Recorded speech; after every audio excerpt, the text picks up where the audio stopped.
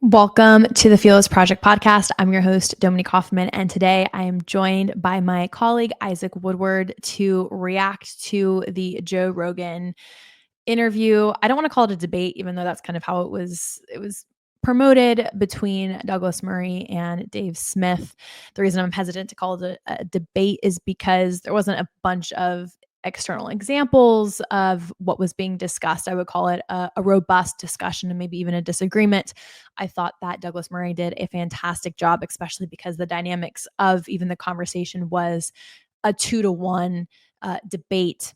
And because Joe Rogan and Dave Smith kind of hold the position of at least being sympathetic to revisionist history, the burden of proof really didn't lay on them. It laid on Douglas Murray. And I think he handled the conversation very well. So me and my colleague Isaac are going to react to the interview in different parts. In today's episode, we are going to look at the role of history, the role of revisionist history, or this counter narrative that is emerging, which was once fringe, which is that Hitler, is the chief agitator or villain of World War II, that the Nazis are largely misunderstood and are propagated in our Western education system and mythologized to become something more evil than they actually are. And of course, there's the underlying current of conspiracy skepticism that if you just pull back the curtain a little bit, you'll discover the Zionist agenda that puppeteered Winston Churchill to agitate Hitler into escalating World War II, or such is the claim of individuals such as Daryl Cooper, Candace Owens, Tucker Carlson. And the point that Douglas Murray makes in this first section of the podcast that we are going to react to is that if you're going to platform someone with a radical and fringe idea such as Daryl Cooper, an individual such as Joe Rogan, who claims to be centrist and kind of straddle the fence, should be able to then promote people like Andrew Roberts, who is the foremost living historian on Winston Churchill. And they kind of dance around, they meaning Douglas Murray and Dave Smith and Joe Rogan, dance around, the idea of authority, the idea of elites, or maybe the established academia, which has gotten things wrong. And really, we can look back to 5 years ago with COVID and the rise of the vaccine conspiracy, which turned out to be true, as kind of this sea change for new media and this high level of skepticism that many on the right and many libertarians approach anything nowadays, whether it be big pharma, government and politics, foreign policy and wars abroad, and also history.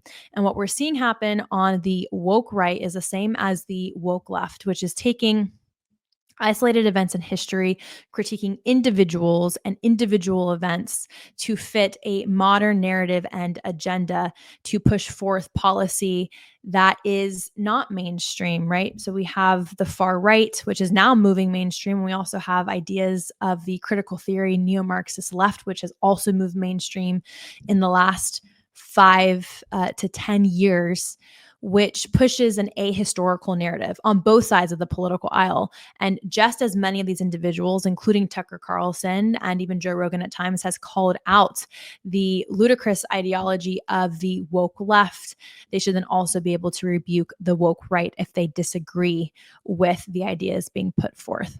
So with all that, let's get into the episode. I'm excited and I hope you enjoy.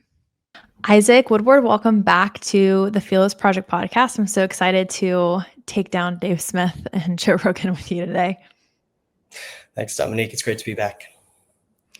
So last week, Douglas Murray, who is just a prolific thinker and writer and journalist, I think one of the great minds of our time, I liken him to Jordan Peterson, released a new book on democracies and death cults, I believe is the title.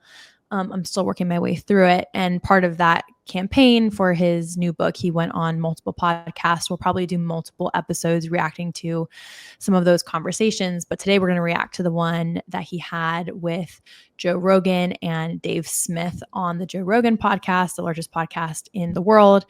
And it was refreshing to see someone with authority to talk about it in the space, rebuking what has emerged as the woke right, their revisionist take on history, on World War II, for example, and their their beliefs on Winston Churchill's role in World War II and then the Nazis, and how maybe we in the West have been propagandized to believe the Nazis were actually the bad guys. So there's this weird revisionist history that then circles back around to the woke rights, anti-Zionist agenda, and all of that was kind of on display in this video. In today's episode, we're just going to look at the first 50 minutes or so that talks about the role of experts and interpreting and transmitting history and the emerging new media and the role in critiquing history and if we can do that and what methods are appropriate in doing so. So before we get into the video, there's a few things off the top that I have as a reflection in watching it. I don't know if you have any key takeaways that you want to touch on before we dive into the segment. Yeah, I think for me, the things will arise from some of the first clips, so I'll wait for that. Okay. I think for me too, off the bat, Joe Rogan has always positioned himself as kind of this free thinker. He never wants to take a specific side. He's open to ideas. And Douglas Murray even challenges him on that at the very outset of the video.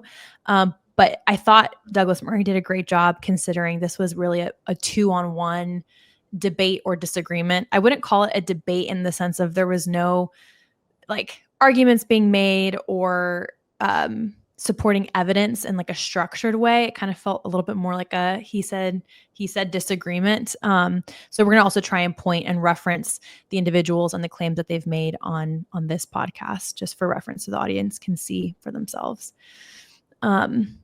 So we are going to look at this first clip and then we'll respond as we go along. Shows where they're screaming is the word again. We brought it. Yeah. We're just talking about that. The word retarded is back. And it's one of the great culture victories that I think is spurred on probably by podcasts. But these things are always like Pierce Morgan-y, which is fine. You know, where everyone's screaming over each other and, you know, there's 5 different people talking over each other. There's never just rational conversations where you discuss things. And I respect both of you. I think both of you are brilliant. And I bet you agree on a lot of things. And I bet you disagree on a lot of things. And it'd be fascinating to see your perspectives on these things. So that's why you're here together. Okay. Well, can I ask you something? Yes, sir. Since the war in Israel began and since the war in Ukraine began, you've had quite a lot of people who are very against both in different ways. Yes. Do you think you've had enough people on who are supportive of either war? I don't know that word enough, if that's a good word. Let's say enough people who are on the side of Israel instead of wild critics. Well, I've had a few. I mean, I believe God Sad is on the side of Israel. For sure. Jordan is on the side of Israel. You had Mike Baker, Coleman Hughes. Yeah. Coleman did it for like 20 minutes. So it wasn't why he was here. No, I mean, none of them is why they're here. You know, it's a good question. Do you think you've tilted one way? Me personally? No, just with the guests. The guests, yeah, probably more tilted towards the idea that perhaps the way they've done it is barbaric. But why do you think that is? Just out of interest. I'm just interested in your selection of guests because you're like the world's number. I think it's interesting the way that Israel has enacted their just response to Hamas is barbaric, but he's had very few people on to talk about the actual barbaric atrocities of October 7th. Podcast. Yeah, it's not. I don't think about it that way. I just think I'd like to talk to this person. But can I just? Sorry, it's your show. But sure. If you're going to interview historians of the conflict or historians in general, why would you get somebody like Ian Carroll or? Yeah, but Ian Carroll, I didn't bring him on for that purpose. I brought him on because I want to find out, like, how does one get involved in the whole conspiracy theory business? Because his whole thing is just conspiracies. Sure. You know. But do you have any? I mean, there's been a tilt in the conversation, in both conversations, in the last couple of years, and it's largely to do with people who have appointed themselves experts who are not experts. You mean like Ian? I don't think he appoints himself an expert in anything. Who's that other dude who thinks he's an expert on Churchill? Daryl Cooper does not think he's an expert. In fact, I think it's everybody else is always calling him an expert, and he's like, I'm just a history. Have you ever absorbed any of his material? Have you ever consumed any of his podcasts or anything like that? I've tried. Yeah? It's pretty hard to listen to somebody who says, I don't know what I'm talking about, but now I'm going to talk. Okay. I thought that Douglas Murray did a really good job of kind of coming out the gate and critiquing Joe Rogan on the guest he's had on. And really, if you listen to, I mean, the first 50 minutes kind of dances around this topic, but Joe Rogan really hasn't had people of the pro-Israel side come on to platform that idea or to challenge the anti-Zionist agenda that's been peddled. And Joe Rogan even goes, I don't know what that means. I guess when he was saying, like, have you had people on who support Israel? He's like, well, I don't know what that means. So you kind of see him dancing around taking accountability for that, or maybe even just being upfront with his own bias. So I don't know if you have any thoughts on the first 4-ish minutes. Yeah, I do. And I think we'll see at later points, they're missing each other a bit on what Murray's point is, because at a later point, Smith will accuse Murray of doing what the left does and saying, you're trying to have gatekeepers and you're trying to censor or tell people they can only speak if they have a PhD on the subject. But that's not the case. There's totally a new healthy ecosystem of podcasts and other new media sources that are interested in exploring lots of different topics: foreign policy, American history, the Israel question, the Ukraine question, all of these things. And that's totally valid. Everyone is a free citizen with the right to explore that. However, I think it's a valid thing to do as a friend, which Murray by this point is a friend of Rogan's, of saying, like, if you're kind of just exploring these things, you don't have a quota of who you talk to. Rogan later says it's like, I don't think about it that much. I just pick people I want to talk to. But if you also have some curiosity about this question, you want to kind of ask other people. And this is something where on the stuff Rogan does get kind of into, like even on some of the more like kooky stuff where he admits he's just having fun, like UFO stuff. He's had people on pro and con UFO stuff. And actually there's a thing where he's kind of soured on some of it. Bigfoot was another example, because he admitted, like, I kind of want to believe this thing, but like, let me check it against other stuff. And he gets that innate intellectual integrity of needing to hear multiple sources and not just believing like the most emotionally sensational thing or what to believe. He gets that in other categories. So Murray's trying to say here, it's not that you owe this to me or someone else, or you have to be like a CNN anchor and do both sides fair and balanced. It's just, if you're actually investigating the question, speak to people who are on the ground, like have on an Israeli who's been there. He's talked to many people that'll voice the Palestinian position. He's had on a rabidly anti-Israel journalist named Abby Martin many times, and just kind of like given her multiple minutes of monologues to call it an open air prison in Gaza, genocide, all of these kind of things. So Murray's basically trying to say, like, if you're not approaching this with an ideological lens of trying to indoctrinate a anti-Israel stance, it behooves you to add other sources and information, if for no other reason than merely for your own understanding, to have a more balanced case. I think that's the point. We'll see where I think it makes Rogan a little bit defensive, and Smith later, where they seem to think that he's saying you can't think or ask or talk to people about this unless you're an expert or unless that person is an expert. But we'll go on later, probably see how, like, certainly in the case of this gentleman, Daryl, that we'll hear discussions of, he may at other times say he doesn't know what he's talking about. He's just an amateur historian, but the extremely strong perspectives and emotionally charged language he uses on various topics like this do not give anybody an impression that he's at all uncertain about his perspectives. So yes, you can have strong emotional reactions and just like lay out a bunch of facts, but you can't then backpedal and say, I don't really know what I'm talking about. He refuses to debate people, other things like that, and then basically still want to be listened to. You've really got to kind of pick a lane, and that's what Murray's trying to get at. Mm-hmm. Yeah, and that's about that point you just made is about to unfold in the next few minutes. Or I don't know about this, or I'm not capable of debating this historian, but I'm going to just tell you what I think.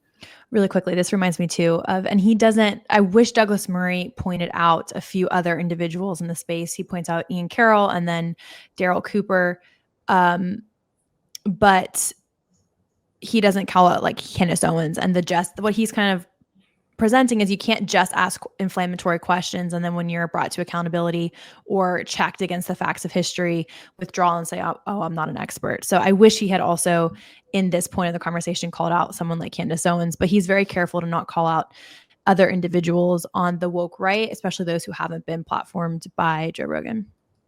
Yeah, but that's not exactly what Daryl was saying. I mean, Daryl's point of view, however you feel about this, what Daryl's saying is he doesn't really like doing debates. He likes to do long format stuff where he can really explain his position. If you throw a lot of shit out there, there's some point at which I'm just raising questions is not a valid thing. Mm-hmm. You're not raising questions. You're not asking questions. You're telling people something.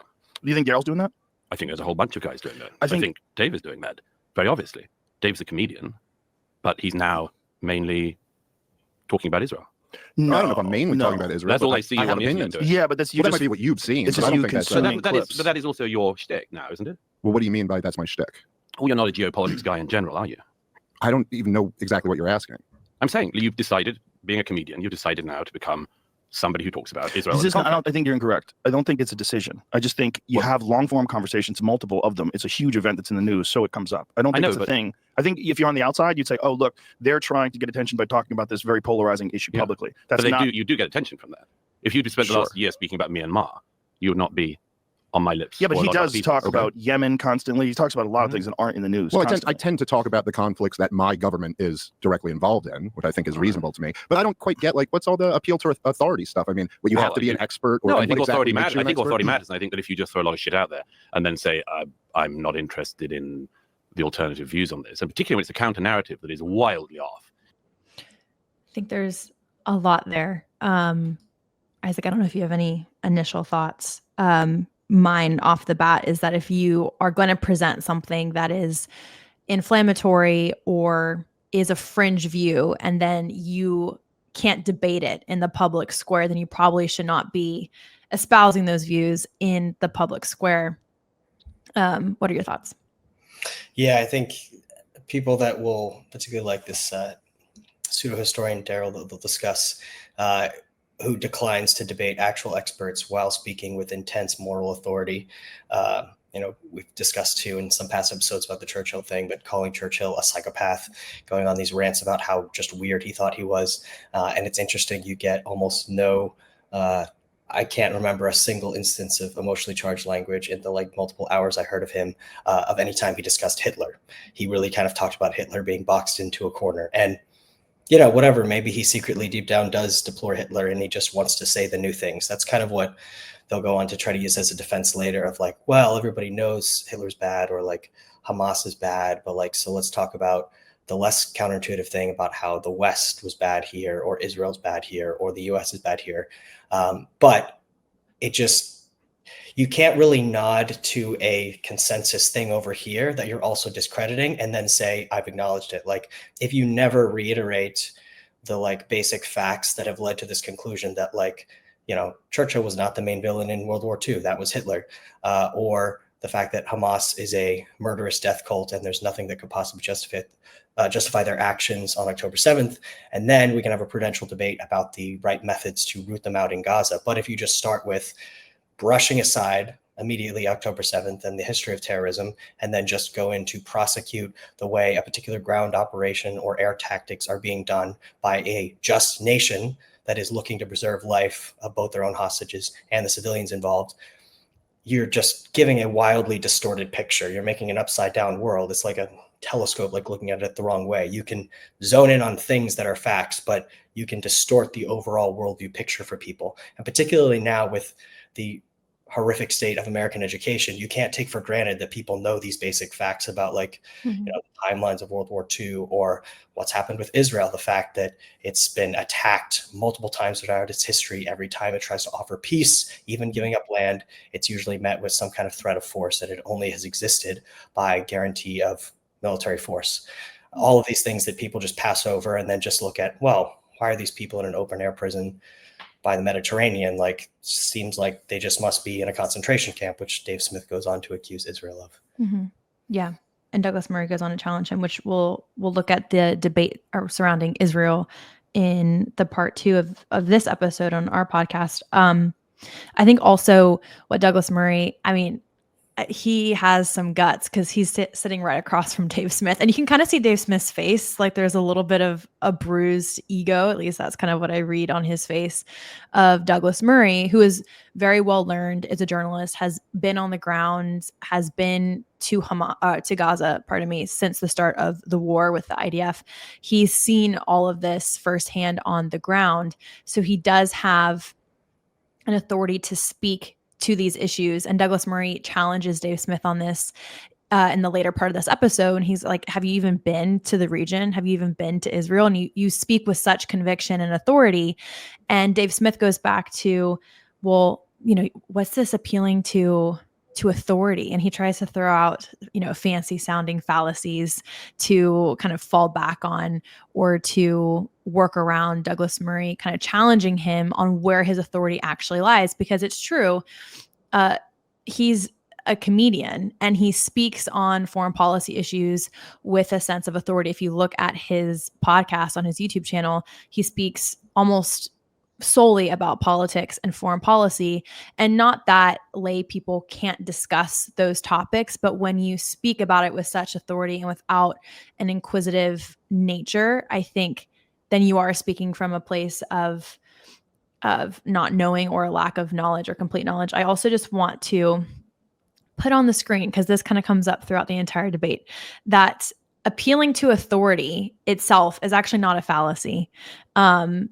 It's only fallacious when the authority is not genuinely qualified, which we're going to look at many historians and individuals who are qualified to speak on Churchill, including the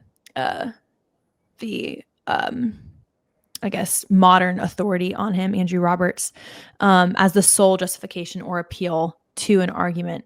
But actually appealing to authority or asking, what authority you hold is not a fallacy in and of itself. And you kind of see Dave Smith dance around this throughout the entirety of the interview, which I just found to be pretty infuriating. Douglas Murray went on a podcast, I think Sky News Australia, and was talking about and reflecting about this debate on Joe Rogan. And when asked about, are you saying lay people can't have political opinions? He said no.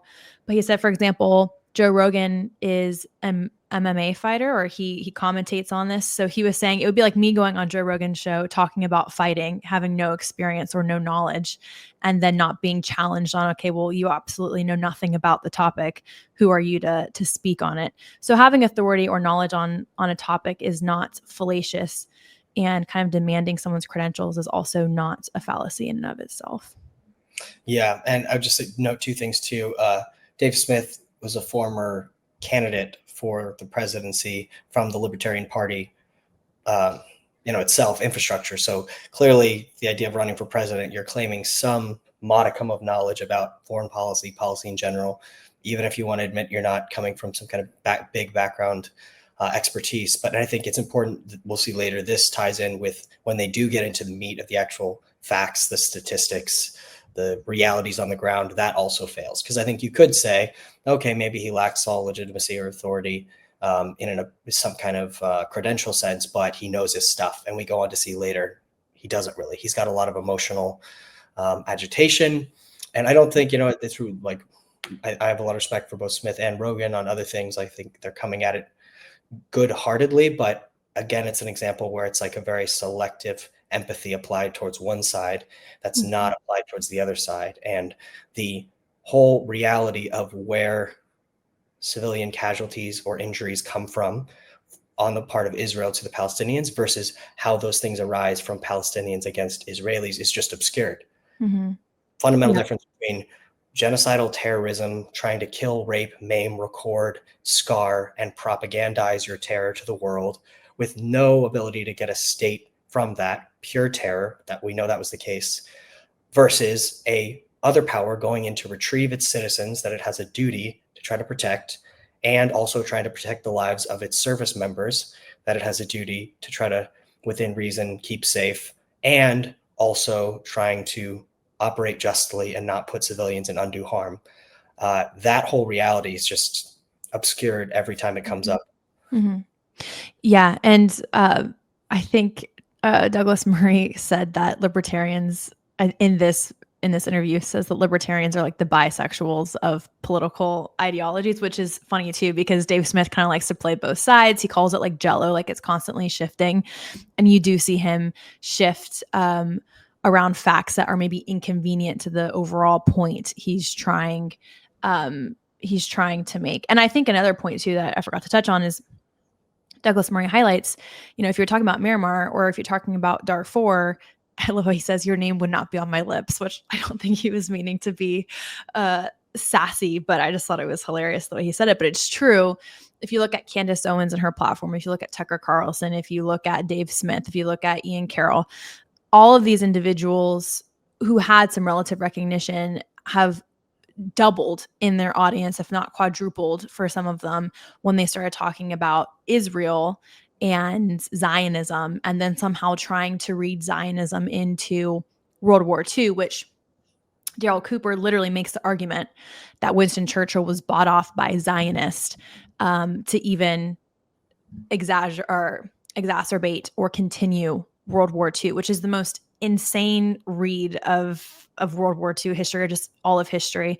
But what these individuals like to do is read the Jews into all the catastrophes of history and scapegoat them at every possible historic event and level, which is also just incredibly unintelligent to think that there's like some secret Jewish cabal that's running and puppeteering the strings of history. But just to zoom out briefly on that, it's like an epistemological point about how we get knowledge and put theories of knowledge out onto the world. And there's something in the human mind that looks for patterns and pattern recognition. This is part of what allowed us to survive and, become dominant species on Earth. I think it's also part of the divine spark, where we can pick things up and understand eventually, the mathematical nature behind music and physics and create all of these infrastructures. However, there are times where our desire for pattern recognition can promote over credulity, basically giving into conspiracy theories or other things, because especially, you've spent time working in DC. I've been in DC now for 10 years, working times in government, outside of government, liaising with government, other things. Like, it's most of the time the case that don't attribute to malice what could be explained by incompetence. And even the worst actors at different times in history, it's not to say that there are no conspiracies ever. We did see versions of that with COVID to try to cover up information. But by and large, humanity is too diffuse and messy, and too many egos get involved to really keep massive secrets down. But that's just not fun for people to believe. It's more fun to think, oh, okay, this happened with JFK, and then the Mossad and the CIA got involved, and they placed it, and they knew what was going to happen. And again, we've talked about this in podcasts. Always listen for when people say they. I had a debate with a friend the other day on this, and I just paused to ask, wait, who's the they? And then they struggled for a while to figure out exactly what they meant, because it's just it's a placeholder in our heads, but it oftentimes contains no real information, but it's just something we're using to explain things. So we have to be very careful about looking for patterns and information, but also not accepting a tidy theory that explains things more than if you were to go and look at all of the different ways that events come about. Yeah. And the COVID, we'll come back to COVID because it comes up in this podcast, but the way that COVID was kind of a sea change for how we perceive information, how we perceive authority, and the pushback societally against all authority or all established government, academia, elites, and of course, elites or those who go to universities, get PhDs, focus on a specific historic period or even figure, are now looked at with a high level of skepticism. So it's completely deconstructing even the historic and scientific methods surrounding how we look at events in the past. And also, and then I'll hit play because I know we have a lot to look at, but I think Dave Smith and many of these kind of contrarian figures will take out, and you kind of hinted on this as well, like one event and one moment, and then try and extrapolate meaning or morality or critique the past based off of one individual or one moment, and then look for the boogeyman or to peel back the curtain and see who's there. And, oh, they think it's the Zionists or the Jews. And so there's a lot of confirmation bias, and also a lot of reach. Yes, there are key Jewish figures such as Rockefeller, or even Ian Carroll talks a lot about Epstein, who are Jewish, but a lot of the times the Jews that they're talking about or the Zionists they're talking about are nameless, and they can't even point to a key historical figure, which I find to be just very unintelligent, and it's intellectually dishonest. And when you get people, look, I just feel we should get it out straight away. I feel you've opened the door to quite a lot of people who've now got a big platform who have been throwing out counter-historical stuff of a very dangerous kind. You mean Daryl? You talking about Daryl? Daryl, who's the other one? I don't think Daryl has a. Derek, I don't think he's anything dangerous what's about the other guy? that. Derek, what's his name? Cooper, is it? Which one is it? No, it's Daryl Cooper. Who's the other one? The one I just checked on the way here. Daryl Cooper, and then Daryl Cooper, Ian Carroll. Look, these guys are not historians. They're not knowledgeable. No one's calling Ian Carroll. No, but then why listen to their views on Churchill? Daryl is incredibly knowledgeable. He's not. He's wildly. Several reasons. One is when he was offered to debate the current greatest living biographer of Churchill, he said, I can't, because he knows much more than me, and I admire his work, and I've learned from it, but I can't possibly debate him. That's Andrew Roberts. But you don't have to be able to debate people to have opinions. No, you don't have to debate people. If it's not your thing. But if you, for instance, but if you say, I've decided that Churchill is the bad guy in Somebody World War said. II. Somebody said. Neither Carroll nor Cooper have said that? Well, listen, I don't know what Carroll said, but Daryl Cooper has not said that. What he said was he jokes with his friend Jocko, who's an Anglo-Saxon.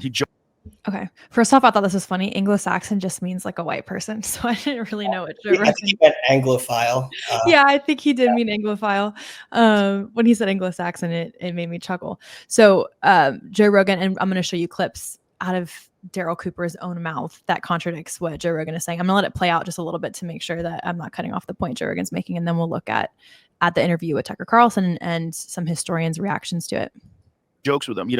I think that Churchill was the secret villain of World War II. And what he's saying is by Churchill's actions, the war escalated. He's not saying anything. He's not just asking questions, then, is he? No, but He's got the a point of claim view. isn't that he's just asking questions. Yeah, he has a point of view. You can explain this better. He literally says he he's said joking. in the comment, he goes, listen, I'm being hyperbolic. And then he once again disclaimed, he goes, and I'm not claiming Churchill committed the most atrocities or was the worst part, but in many ways, I do view him as the chief villain, is my hyperbolic, provocative statement. But doesn't.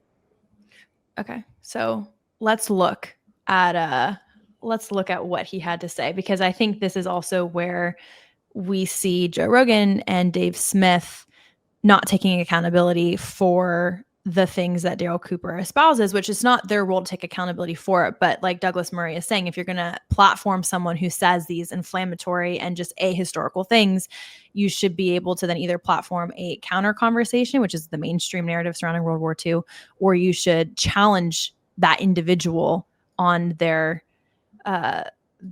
sources on why they're espousing something that is, again, it's just ahistorical. So I have quite a few videos. Okay, so this is the title of the viral interview with Tucker Carlson. Daryl Cooper, the true history of the Jonestown cult, World War II, and how Winston Churchill ruined Europe. So it's not like he just came on Tucker Carlson and was like, oh, I actually think Churchill escalated World War II, which is also just at face value, the argument is ahistorical. It's not factual. Hitler and the Nazi regime had an expansionist ideological zero-sum agenda to expand and take over and establish a Third Reich empire across all of Europe, which we saw them try to do during World War II. But even the title of Tucker Carlson's video, I think kind of disproves what Joe Rogan and Dave Smith are trying to say. Do you have any thoughts, Isaac, as I pull up some of the other videos? Yeah, I'm sure we'll get into that. It's so infuriating, though. I mean, it's just the whole framework of Cooper's argument. You'll see it just relies on like having the timelines off, for one thing, of like the sequence of when is Poland invaded, when is Churchill actually in charge. Also, the fact that like massive Allied casualties, including British, had been suffered in Europe. They had been pushed back to Dunkirk. I recommend the movie highly to anybody who wants to see more in depth the horror of that kind of conflict. The idea that you were fighting with allies that you had a duty to in agreements, because really the implicit thing is like, yeah, Britain should have been like, screw our allies, like Britain agreements on paper. Yeah, we're getting strafing runs by Hitler, already being bombed. Like this was not like a peaceful thing that they just pulled back. While he was sending all of these peace missions, still strafing, bombing, trying to destroy the morale of London. And it's just such a extreme paternalism and absurdity to try to think, yeah, what the British should have done in that moment is just kind of give up and surrender. Like imagine if some kind of much more powerful than actually exists country in South America had expanded, gobbled up its various neighbors, expanded and took over our allies. We had troops stationed in Mexico, pushed up to the border. We suffer massive casualties, and then, have an evacuation across the Gulf of Mexico or something, whatever, like to make it similar to Dunkirk. All that happens. And then someone were to say like, yeah, but like, should America really respond? Like, they're kind of sending a few missiles over the border, like trying to say, stay away if your troops get near. But you could just like surrender, or like just say, hey, we give up and we'll have some kind of new armistice deal on there, and screw our casualties, screw our allies, screw the fact that the massive shift of our hemisphere is now influenced by a genocidal evil power called Nazism. And how could you really want to just like fight back? Doesn't that speak to you about being a psychopath, as Cooper later goes on to call Churchill? Like, it's just utterly insane when you put it in any other context, but the expectations that they impose, and this goes to Israel too, the kind of things that people ask Israel to swallow are things that in no world would they try to tell America to swallow. Yeah, absolutely. And just to remind the audience, Joe Rogan's position is that Daryl Cooper doesn't actually believe that Winston Churchill is the chief villain of World War II. And when Douglas Murray says he's promoting a counter-historical narrative that has now kind of become or is moving mainstream with other woke right individuals, such as Candace Owens. I'm going to show a few clips and examples of what Douglas Murray is arguing there. But Joe Rogan says that he doesn't think that Daryl Cooper is espousing any dangerous ideas. So we're just going to let Daryl Cooper kind of speak for himself. And then we're going to look at Andrew Roberts in a different clip talk about some of the points Daryl Cooper made and the true historical narrative surrounding it. And maybe I'm being a little hyperbolic, maybe. But and he says maybe, right? Because Dave Smith's like, oh no, he said he was being hyperbolic. And then Douglas Murray, we're going to see this when we go back to the interview, pushes back and says, okay, but what's the point of being hyperbolic? Like, what is Daryl Cooper's intention? Even if it's just a provocative thought experiment, what is the point in being an apologist for the Nazis? Which there are some examples of him pushing a very sympathetic Nazi narrative and rhetoric that maybe the layperson might not pick up on, although I think it's quite evident. Also, maybe trying to provoke him. Yeah. One quick psychological thing. You can watch his face throughout this interview, even the way he smiled right there. It's basically akin to like, growing up with brothers. Like, it is like a teenage boy knowing he's about to say something edgy and wanting to get a rise and kind of like, I'm cool to like put it out there. Like, his psychology in what he says, the intensity with which he says it, it all clearly indicates to you, this is not some kind of armchair historian who just likes to read about history and do long form podcasts, just emotionally examining things and looking for counterintuitive interpretations. He wants to be edgy. He wants to get it out there. It works for him. He's gone viral. He's got a platform with Tucker, but it's just like, pick a lane, be honest about what you're doing. You like throwing out bombs and you don't like being called on it. You won't actually back your stuff up and debate people that are experts. So just kind of admit that you're basically shit talking and wanting to get attention. Just admit you like the Nazis and admit you like Hitler, if that's what you're going to do. A little bit that I thought Churchill was the chief villain of the Second World War. Now, he didn't kill the most people. He didn't commit the most atrocities. But I believe, and I think when you really get into it and tell the story right and don't leave anything out, you see that he was primarily responsible for that war becoming what it did, becoming something other than an invasion of Poland. In terms of Zionism, but also his hostility, I think his hostility to, put it this way, I think his hostility to Germany was real. I don't think that he necessarily had to be bribed to have that feeling. But I think he was, to an extent, put in place by people, the financiers, by a media complex that wanted to make sure that he was the guy who was representing Britain in that conflict for a reason. Oh, you're saying Churchill was the chief villain, therefore his enemies, Adolf Hitler and so forth, were Stalin, the protagonists, right? Yeah. They're the good guys if you think he's a villain. That's not the case. That's not what I'm saying. Germany, look, they put themselves into a position, and Adolf Hitler is chiefly responsible for this, but his whole regime is responsible for it, that when they went into the East in 1941, they launched a war where they were completely unprepared to deal with the millions and millions of prisoners of war, of local political prisoners and so forth that they were going to have to handle. They went in with no plan for that. And they just threw these people into camps, and millions of people ended up dead there. You have like letters as early as July, August 1941 from commandants of these makeshift camps that they're setting up for these millions of people who are surrendering or people they're rounding up. And so it's a month or two after Barbarossa was launched. And they're writing back to the high command in Berlin saying, we can't feed these people. We don't have the food to feed these people. And one of them actually says, rather than wait for them all to slowly starve this winter, wouldn't it be more humane to just finish them off quickly now? Hello. Okay. There's a lot there. And we're going to look at Andrew Roberts respond to a lot of this from a historic perspective. But in that one take, we hear him say that Churchill basically escalated the war and he's at fault for what it became, this total war across the European continent. He also says that there is some responsibility to be laid on the Nazis, but on the regime itself, not just Hitler. So also absolving Hitler somehow morally as this being kind of the entire regime's agenda.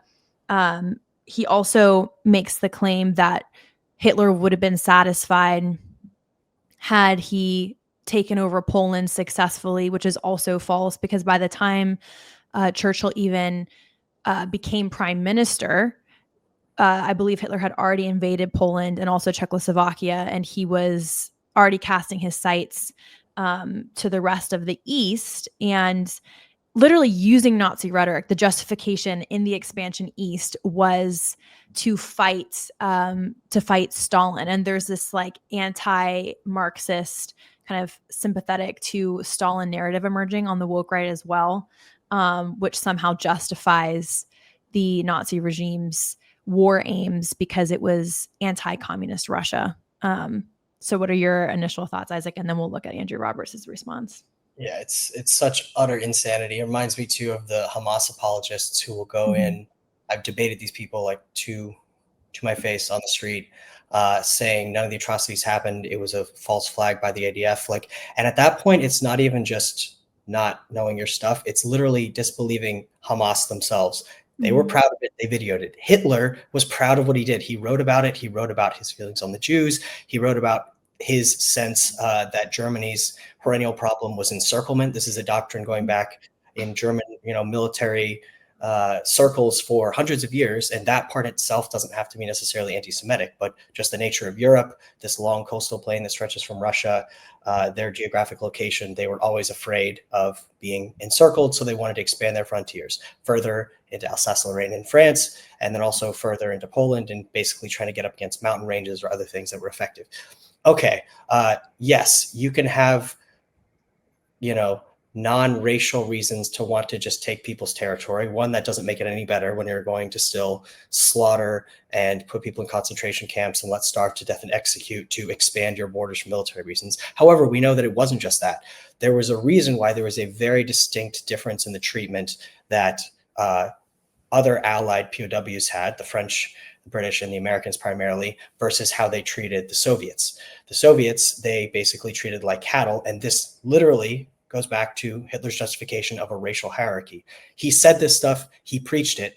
The reason why he thought the mass Slav lands should be expanded into is because they were racially inferior people. He called them idiots, and their lives basically were worth less. So why in the world would you there was literally a point in some of these death squads where they started to run out of bullets. And that's where they had to get creative, because they're like, we're spending way too much money on all these bullets. And then we got to wait for these hundreds of people to dig the mass graves and then shoot them. And then this is really inefficient. How can we kill people more quickly, more effectively in mass?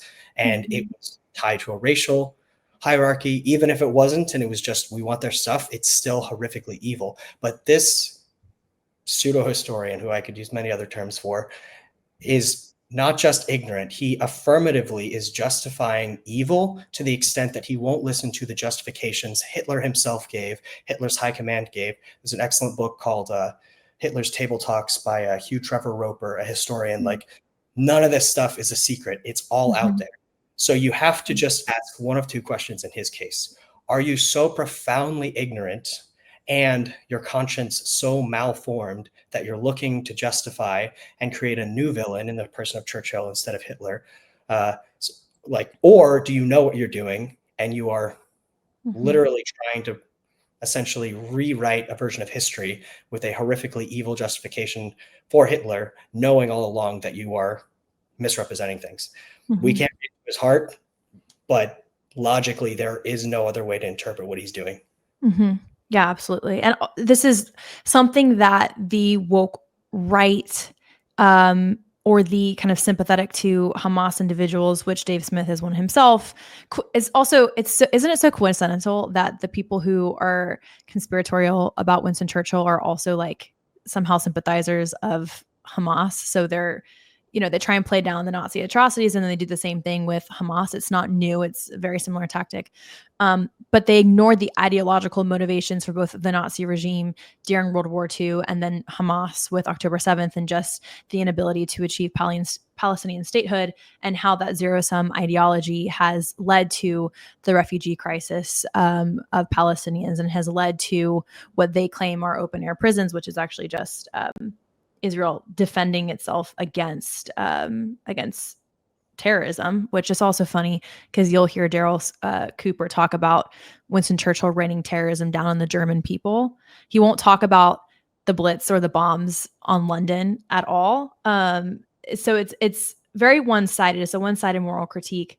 But again, he ignores the ideological motivations.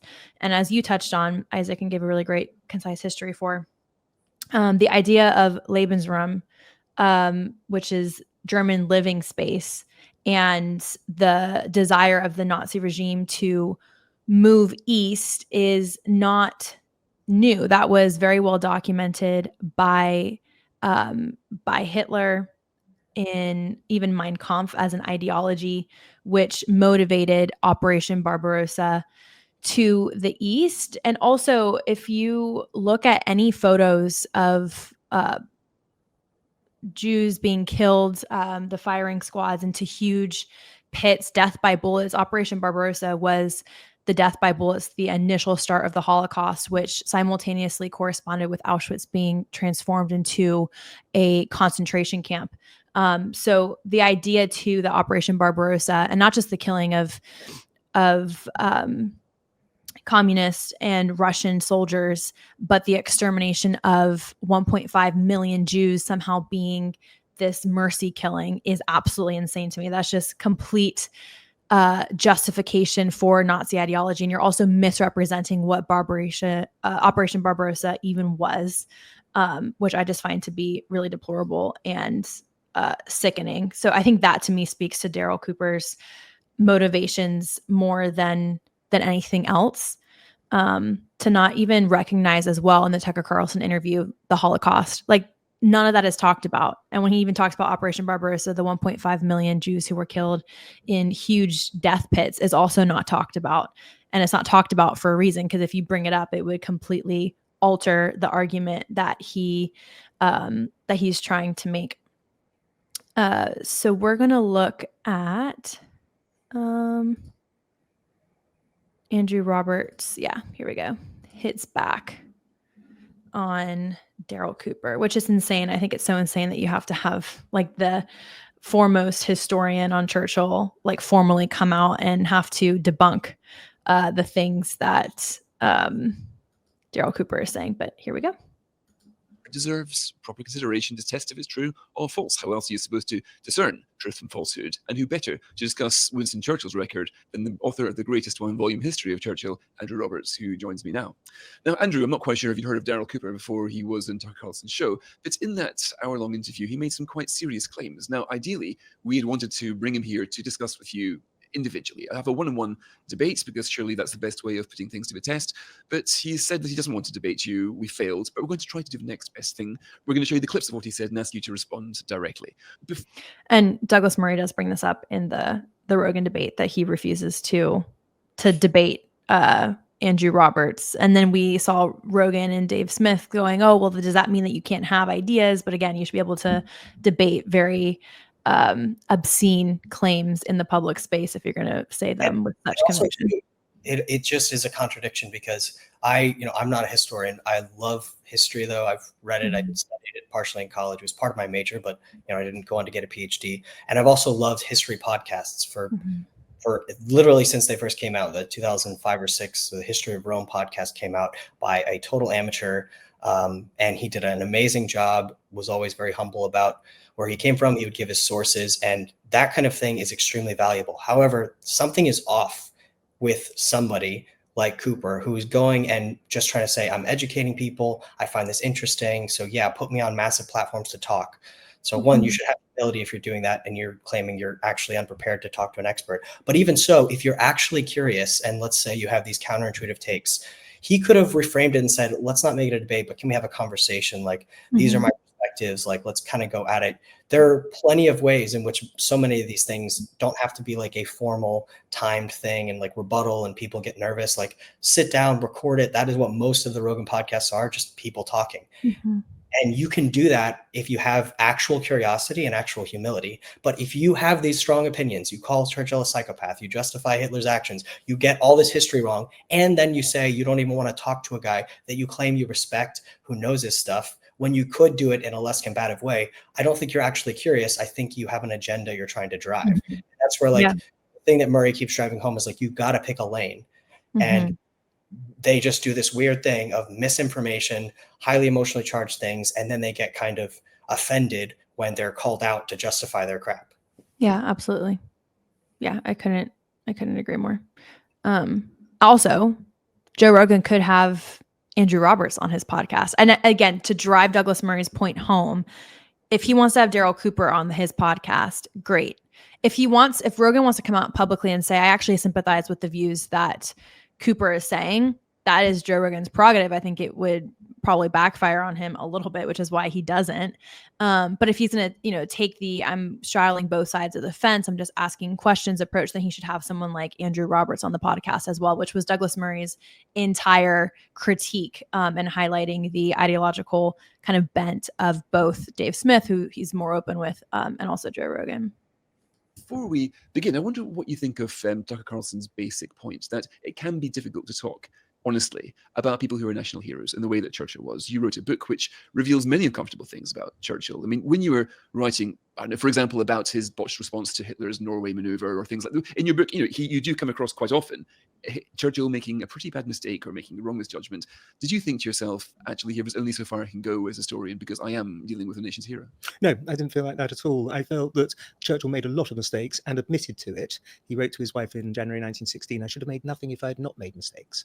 And actually, the process of learning from his mistakes was one of the things that set him above normal politicians and also put him in a position by the time he became Prime Minister in May 1940, where he was a better politician and statesman because of it. So actually, the mistakes are an important part of Winston Churchill.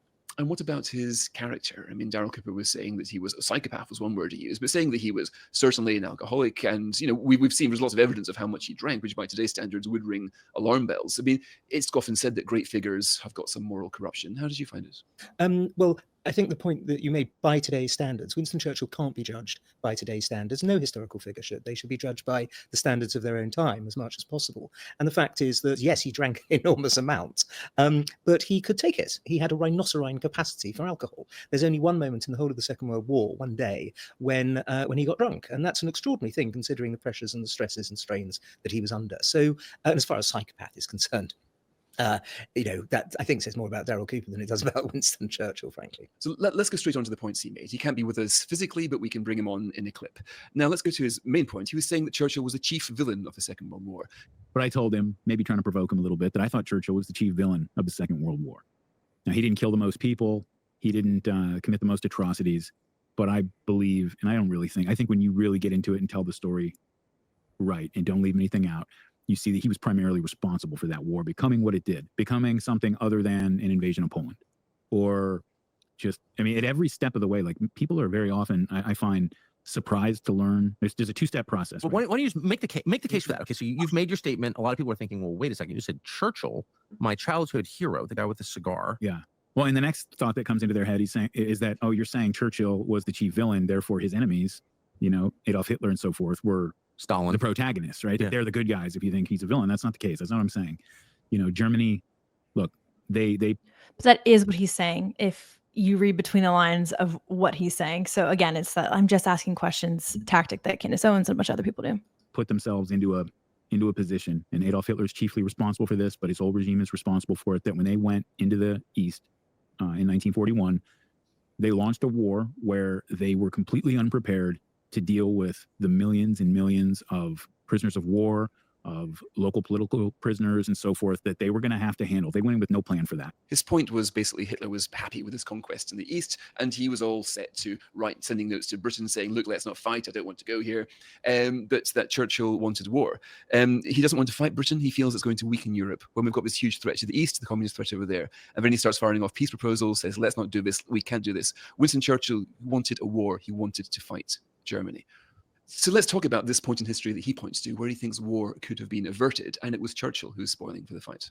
Couldn't be more wrong. It was Adolf Hitler who was intending from 1933, when he became Chancellor, onwards, to rip up the Versailles Treaty and to set Germany on a path to hegemony in Europe. That's why he entered the Rhineland in 1936, why he had Anschluss with Austria in 1938, and also why he took the Sudetenland and ultimately Czechoslovakia in 1938 and March 1939. It was and why he invaded Poland, of course, in September 1939. It was a clear attempt to dominate Europe. What Winston Churchill had been doing all of that time was warning against this with extraordinary foresight.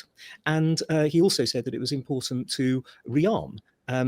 Because he saw one day the fact that there was going to be a war. And after the guarantee to Poland in April 1939 that was made by the British government, not the one that Churchill was in, but nonetheless was made by the Chamberlain government, when Hitler invaded Poland, that triggered a war. And until he disgorged Poland, the British government had every right not to entertain peace negotiations with Hitler, and they didn't. What about the point that Hitler didn't expect Britain to declare war? That after all, Chamberlain had pretty much given him everything he wanted at Munich. So sure, Britain had a treaty with Poland saying, look, we'll come to your defense if you're invaded. But Darrell Cooper says that all the evidence shows that Hitler didn't expect the invasion of Poland to lead to war because he didn't think that Britain or Churchill would carry out this. Because Hitler made a massive miscalculation, despite having been given this very clear guarantee about Britain going to war over Poland, because Hitler ignored that or didn't believe in it. That can hardly be blamed on Winston Churchill. I mean, that's Hitler's fault, isn't it? I guess the point Darrell Cooper was trying to make is that Hitler didn't actually want any more war, that he would and could have stopped there, and that he had no intention to expand to the north or to the west. And it was only Churchill who basically kept pushing it, and as a result of that, brought the World War II to what it was. Well, the whole fact is that, of course, in April 1940, when Hitler invaded Scandinavia and Denmark, and then when he actually unleashed Blitzkrieg in the West on the 10th of May 1940, Winston Churchill wasn't Prime Minister. So how on earth could it be Churchill's fault that Hitler invaded all these countries? It doesn't make sense. He only became Prime Minister later on, after the invasion of these countries like Belgium and Luxembourg and Holland had taken place. Right. I thought that was a really great, concise rebuke on, and it's a super long clip, but a rebuke of even Churchill's role in the start of World War II, in that he wasn't even prime minister, and it wasn't just Poland at that point. It was all of the Netherlands, and it was Denmark, and it was Czechoslovakia, and then also we get France invaded as well. So to say, oh, he would have been happy with Poland, and it was Churchill who egged the war on, is just so disingenuous, because it's just factually wrong.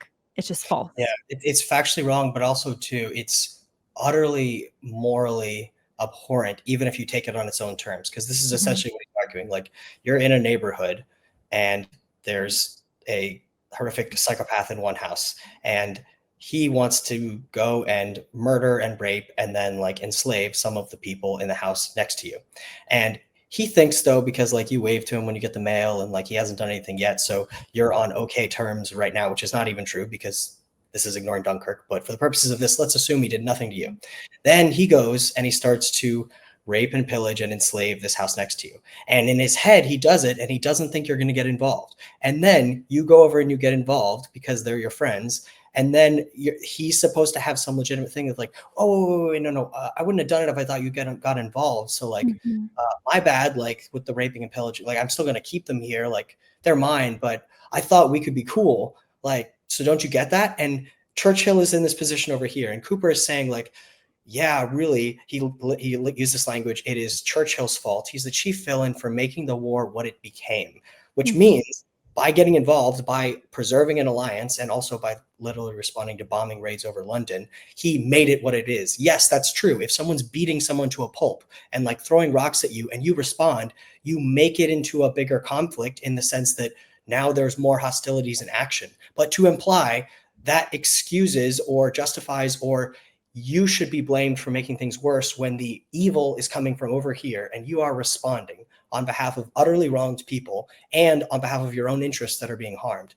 Like, to just totally take all that moral calculus and put it on this person just does not fit any comprehensible view of moral logic. It only makes sense if you're going into this trying to read in the best motives, ahistorical motives, getting the timeline wrong of Hitler, making him look better, and trying to pin evil on Churchill and the West. And this is a trend we've seen with a lot of these people.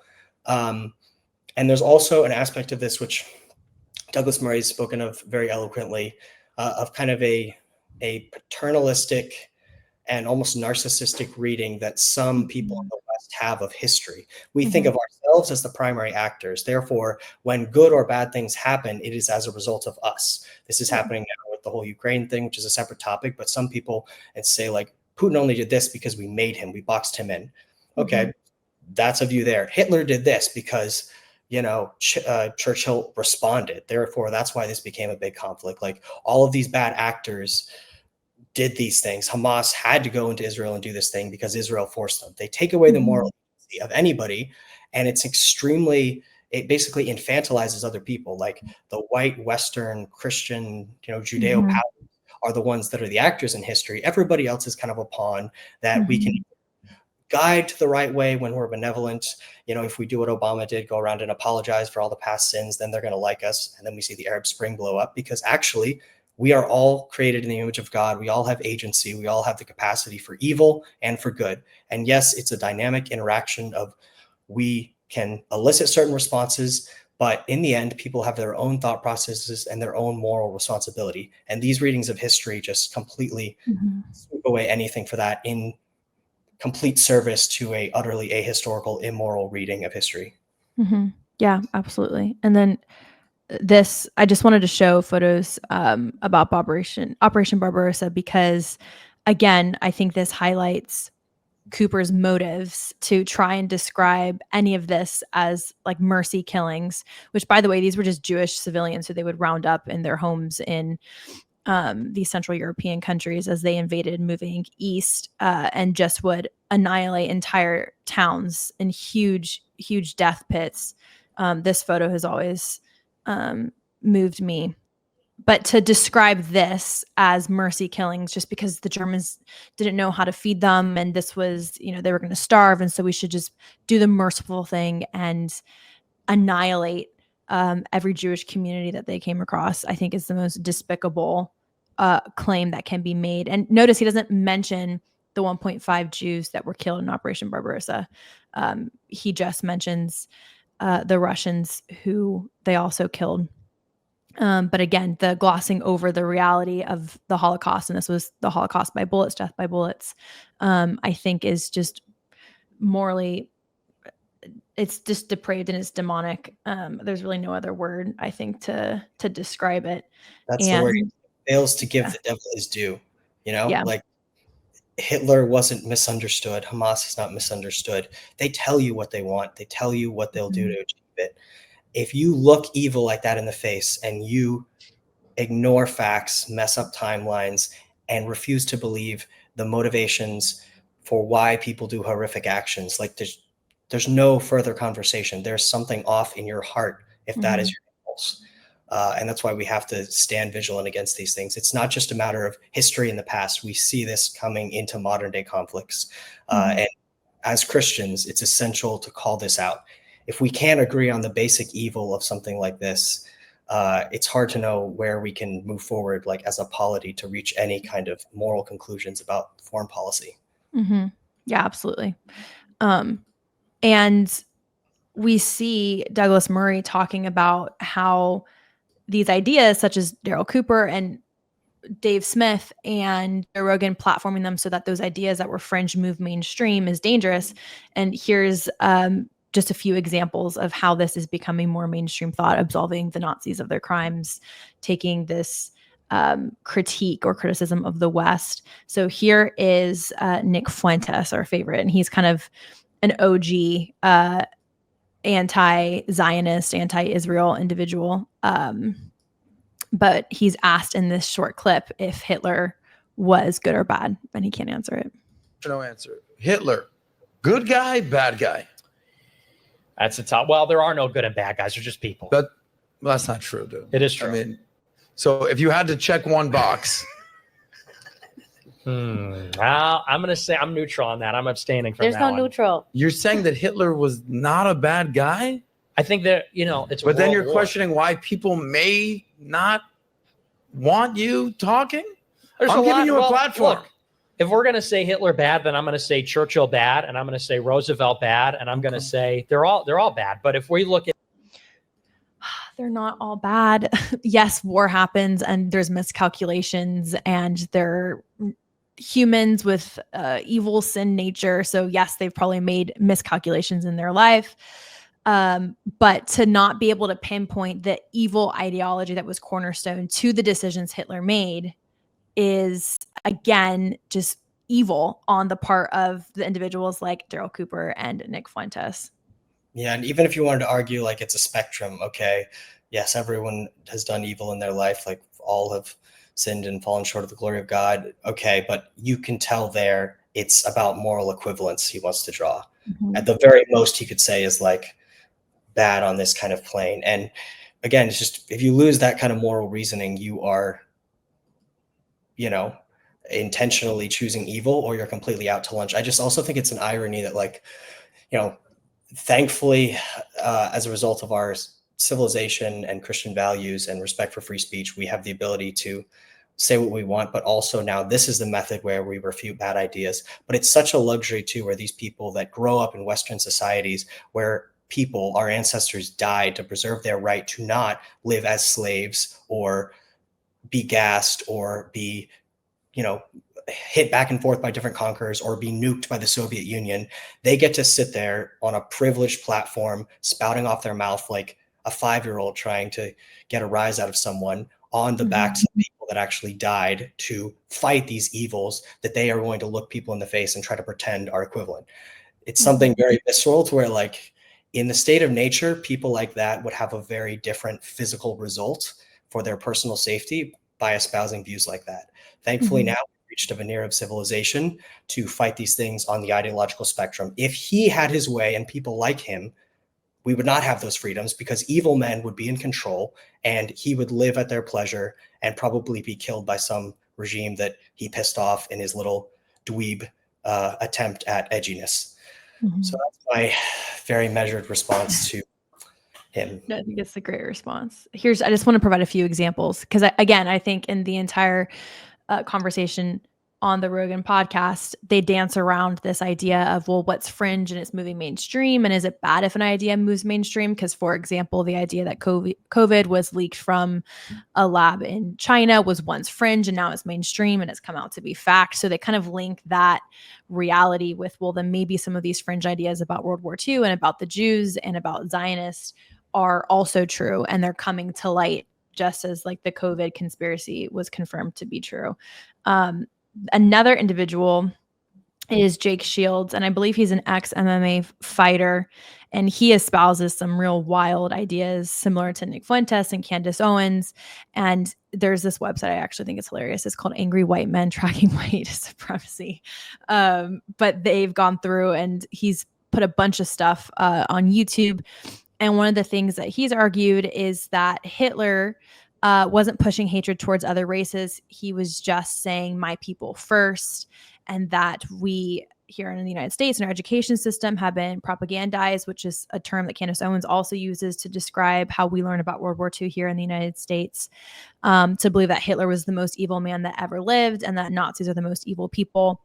And after, quote, doing a little bit of digging, he realized things were way more complex than they make it. So again, this idea that the Nazis were actually not that bad, that Hitler was saying my people first, sounds very similar and parallel to rhetoric of America first policy and trying to then sympathize with the Nazis of interwar Europe and America today, which there are some parallels such as economic hardship, although we are in the United States nowhere near the economic hardship that Germany was in during the Great Depression and post World War I.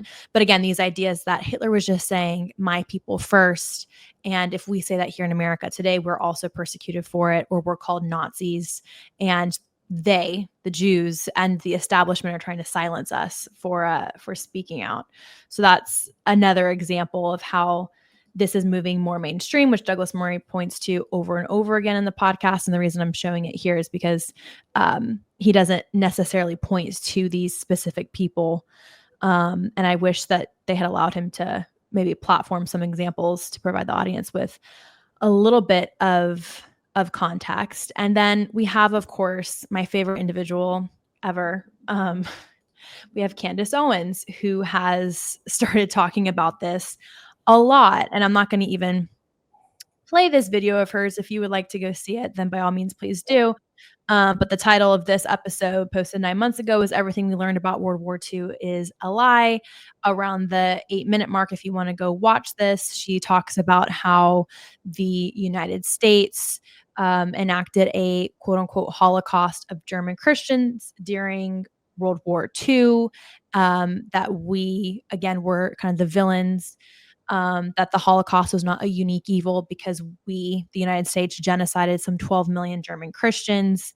Again, conflating terms such as genocide and terrorism, which Daryl Cooper also does, with just the sad reality of total war. And the fact that when you are engaged in a total war, there are going to be civilian casualties. And we see that rhetoric then again used when it comes to the Israel-Hamas war. But those are just some examples of how, again, this is moving mainstream. Douglas Murray talks about that a lot on the podcast. And I think that was completely downplayed by Dave and Joe when Douglas was trying to challenge them on how these ideas are moving mainstream. Yeah, and at this point, it's just Candace Owens is such a parody that, like, you can just kind of laugh now. But I'm surprised she hasn't at this point just, taken up an academic job at Columbia or something, like critical theory lens of U.S. history or world history. She could teach those classes. There's a famous book called The People's History of the United States by Howard Zinn, and it's a utterly misrepresenting screed against everything American and Western, and saying we're the chief villains in history.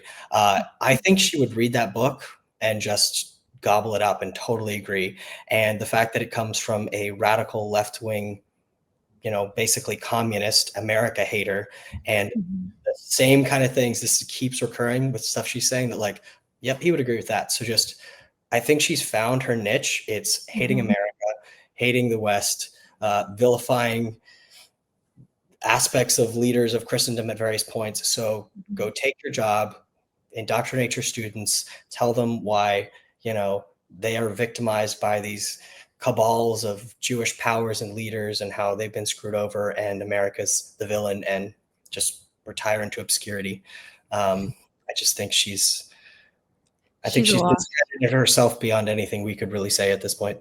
Yeah, 100%. She's done other videos about how the brown shirts, the Nazis, were actually not that bad because they were burning Marxist books, and again, trying to find some like moral read of history to establish some sort of moral Christian superiority even today. And Daryl Cooper also talks about Christians a lot and the persecution of Christians during World War II. I guess trying to appeal to a largely Christian audience here in the United States.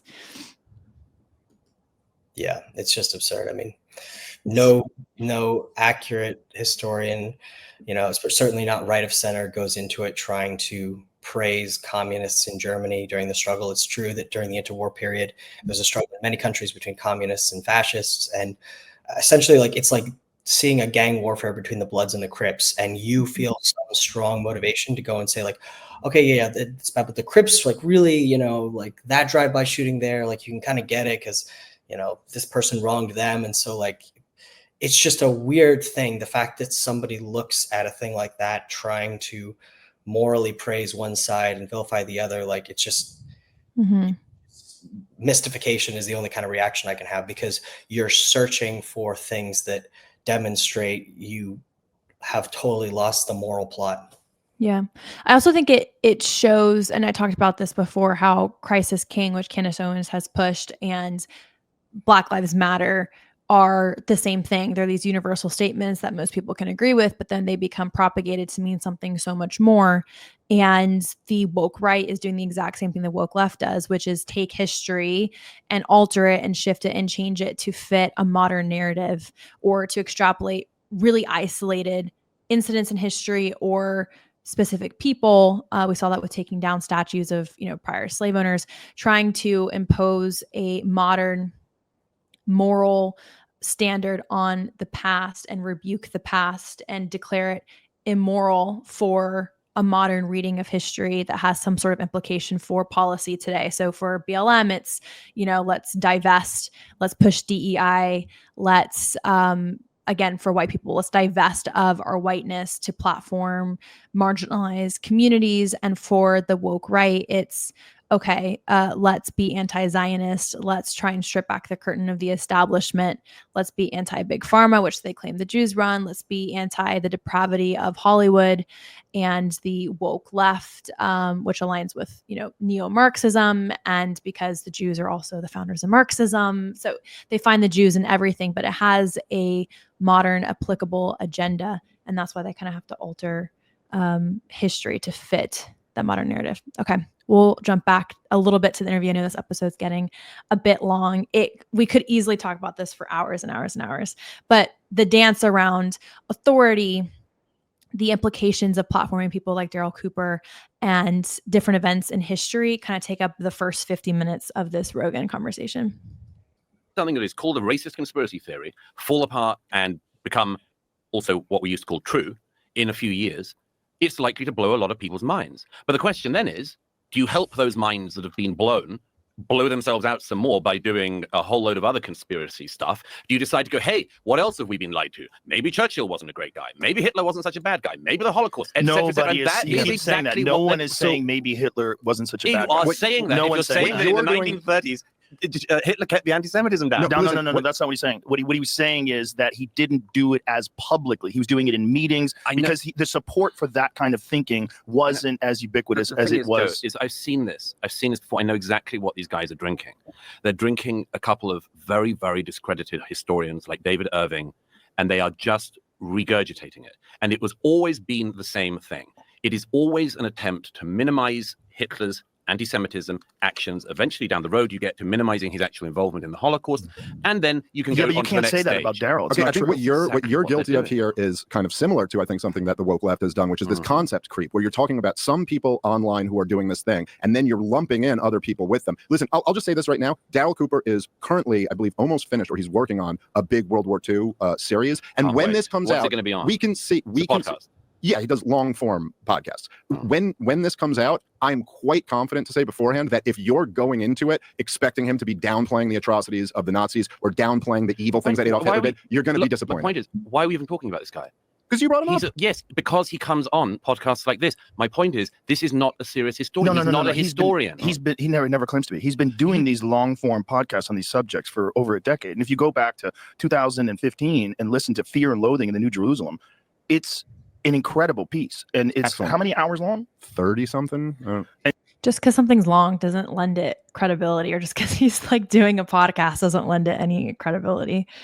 It literally starts from the persecution of the Jews, where they're being driven out of Europe. It's like this horrific account of what happens to these people. It's what he's trying to do is paint a picture of how the world goes mad and how the world goes sideways. And he's doing it from the perspective initially of these Jewish people that are living in Europe, that all of a sudden their neighbors are turning on them and they're being attacked. Like it's incredibly charitable. But what he's trying to do is show what happens to human beings when they're confronted with unbelievable atrocities and how things go so incredibly sideways. Lots of people have written and spoken about that. So why is he not allowed to? He is allowed to. So he is allowed to. I'm saying that there's a weird way in which figures like him, whose ideas are not being countered when they are raised, are given platform after platform to spread their views. They are welcome to those platforms. I'm not saying they shouldn't be platformed. I'm saying these are very, very fringe figures who are pushing ideas that are either debunked now, have been debunked before, or they will not stand up against somebody who disagrees with them. Oh, okay. Okay. And I think we really perfectly highlighted the individuals that Douglas Murray is talking about, as well as his very sympathetic to the Nazis narratives, and reading kind of between the lines of what he's saying. And we don't have to watch the rest of the clip because they kind of dance around this idea of authority and of can fringe ideas move mainstream. So I don't know if in closing you have any thoughts just on the role of critiquing history and the slippery slope in doing so and what that means to the woke right. Yeah, it's interesting. I have respect for all three of the guys on there at different levels. Don't agree with Smith as much as Murray, obviously, but I think, they're in good faith trying to figure these things out.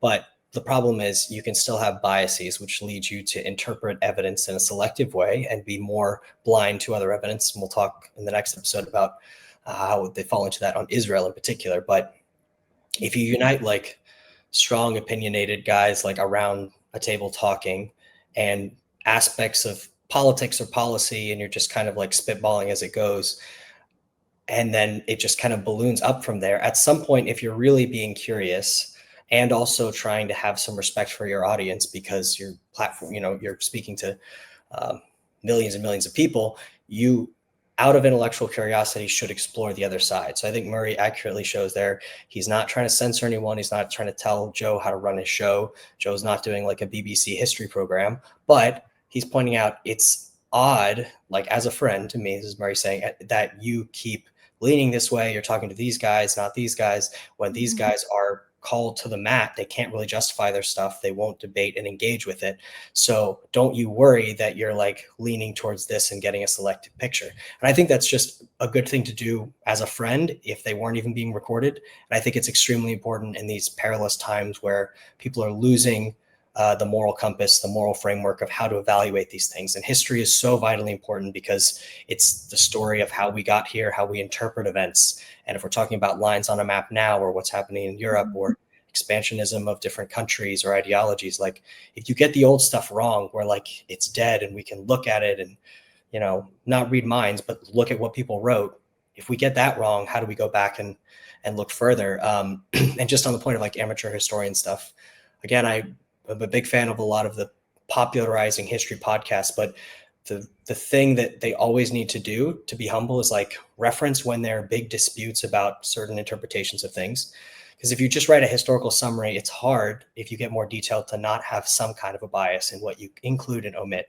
And it's okay to not make it into a graduate seminar and you have to go to all the primary sources, but you just got to give a nod to when you're being like iconoclastic in your interpretation, what other people say, like what these things are, because otherwise you will by its nature give a selective picture. And then go out there with your selective picture and emotionally charged information, or in the case of Rogan, if you keep talking to these people, it's just like an intellectual courtesy to your audience to give a more accurate overall diverse picture.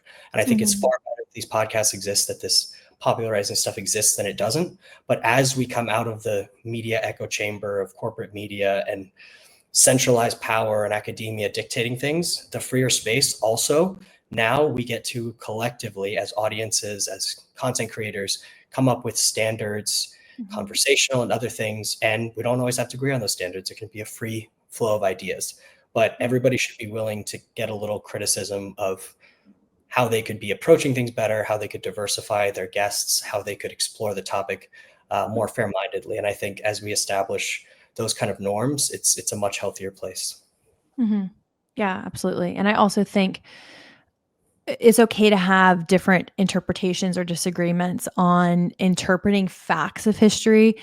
But when you are propagating facts of history or providing a very narrow context, or, saying 12 million Germans were killed by the Allied forces and not provide the historical framework and the gravity of what total warfare means for a civilization and society, then you're being disingenuous to kind of push a particular narrative that you would like to see peddled, which we've seen on the woke right now. And Douglas Murray later on, I mentioned it already, but talks about how, the just asking questions model is like Jello. It's constantly shifting from accountability, and they get to default on, well, I'm not actually an expert, but then are you saying only experts can speak?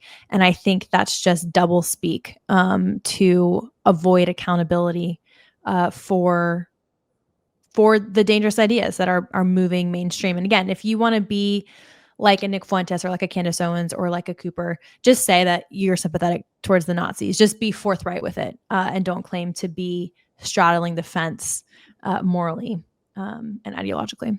And I know there's been a lot of different videos and different people speaking, so it's a little hard to follow, but I think it's important to illustrate the argument that Murray is making in that debate. And one other question that I think I've brought up in the body of the larger recording is that Douglas Murray asked, okay, so if he's just asking questions, if Cooper and others are just asking questions, what is their motive?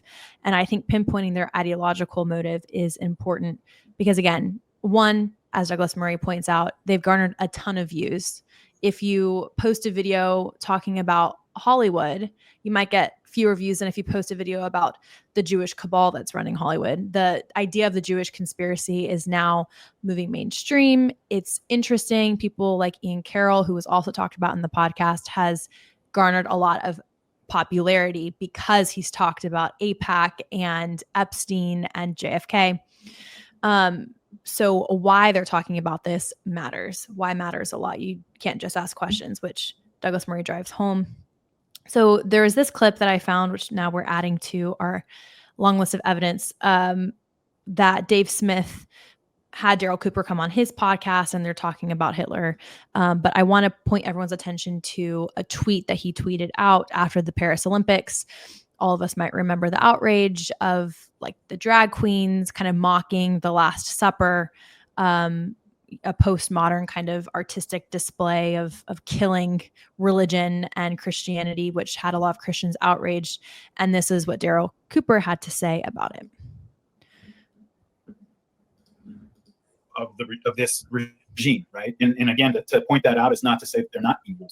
It's just, in our society, people, and I'm sorry you had to answer for this on Piers Morgan, but I put out a tweet right after the Paris Olympic ceremony at the Last Supper thing, where I posted a picture of Hitler and his boys walking in front of the Eiffel Tower, and I posted a picture of that Last Supper desecration. And I said that the outcome of the picture on the right was preferable to the one on the left or something like that, which I took down after a few people who I trust to tell me when I'm out of bounds, let me know that they thought I was. But, I told them the reason that I did that is I was outraged by what I was watching at the Paris Olympics. And I was reaching for the most extreme example possible to show to express my outrage about this. And in our society, it's not the devil. If I would have posted a picture of Satan, looming over the Eiffel Tower and said that this is better than that, nobody would even got it. It wouldn't have landed at all because Hitler's the devil. And so that's something that Candace Owens has also talked about. She did a whole video on how Hitler's like Voldemort, he whose name shall not be mentioned, he's the epitome of evil in our society. So I'm going to show you guys the tweet because I actually think it says a lot about where we are on the conservative side and why individuals like Candace Owens and Daryl Cooper are kind of making these claims. So this was the tweet that he ended up taking down. Martyr Made is his podcast, and the tweet, if you're just listening to the podcast, has Hitler. I also find it to be so creepy how he's like Hitler and his boys, Hitler and his homies, downplaying Hitler and the Nazis taking over France, which again kind of also undermines his claim that Hitler would have been happy with just Poland. And then what he called the desecration, which it is, of the Last Supper portrayal. And he said, this may be putting it too crudely for some, but the picture on the left was infinitely preferable in virtually every way than the one on the right. And I think two things can be true, right? The horrific artistic display, this rebuke of Christianity at the Olympics was deplorable and disgusting, and I think is a temperature for where the West has fallen and how far Christendom has fallen as a civilization. But that doesn't mean then that the Nazis are a more preferable outcome or a greater of two bad outcomes, as he was trying to put it on Dave Smith's podcast. And he was saying it's provocative. I was trying to make a statement, but I don't actually think he is. I actually think he thinks it is preferable. And if you listen to Candace Owens talk, as she rebukes the woke left and the critical theory that's become prevalent in society, she swung so far to the right and has, created this narrative that the Nazis were actually not that bad and it's actually preferable to what we have in our society today. So I just wanted to add this to the video because I think it does point a lot to the motives and just Daryl Cooper's worldview at large. And then it also, for me, calls into question the intellectual honesty of someone like Dave Smith, who downplayed Daryl Cooper on his entire debate with Douglas Murray, and just giving someone like Daryl Cooper infinite amount of like benefit of the doubt, and then critiquing Jews and Israel and Churchill and the Allied forces with such an unrealistic expectation and moral standard, I think is also just deeply hypocritical. Yeah, it's insane. It's multiple things. It's a profound immaturity. It's a profound evil, but also like there's a patheticness to it. It reminds me honestly of growing up, a period of the early 2000s where there was less political correctness. But even there were times I'd have, boys or teenage men that I knew that would go for like Holocaust jokes or like dead baby jokes, like some horrific things I won't get into, just like trying to be sensational and like picking graphic things. And they were never funny, but I also never had the reaction of like pearl clutching, like, oh, like, because that's kind of what they want. It's more just like, I think the response to that is just like staring for a while in like disgust, but also like pity, like what's wrong with you that you think that? Like, it's not funny, it's not edgy, it's not provocative, it's evil, and you're trivializing it, but also you're trivializing your own soul. You're telling me you have no moral decency or framework that you could, one, maybe fall into a dichotomy like that. It's also just profoundly like toddler reasoning. One of the first things you develop when you have an actual adult mind, which I'm not convinced this Cooper does. I would hope he doesn't, because that's more charitable than to believe he actually ascertains these concepts and, lives in that moral filth. So I'm going to hope that he's just mentally stunted. But when you develop, you can reject false dichotomies or false binaries. You get a mocking of the Lord's Supper, or you get Nazis. Like, no, it's just not a thing. That's not the choice. But even then, to go to an equivalence, like, the Nazi regime, yes, it would have been different. They probably would have, if there was open, gay stuff going on like that at times, like they did gas and kill and put in concentration camps certain gay people. Although also there was a large part of Hitler's inner circle that were flaming homosexuals. There's a great book called The Pink Swastika, if you want to look it up. And this is not a conspiracy of like secretly, it was right, but there was a very big homoerotic underground within the Nazi higher command, because they were just pagan. They were pagan, evil, debauched men tied to an ideology. Also, they locked up priests, they gassed priests, they killed Christians that violated the regime. So like a regime that was built on death, a racial hierarchy, and that also killed Christians like Dietrich Bonhoeffer and others. And you're going to compare that to very messed up, broken people scrabbling for meaning and trying to maybe even like call to a demonic display of mockery, but profoundly tortured souls.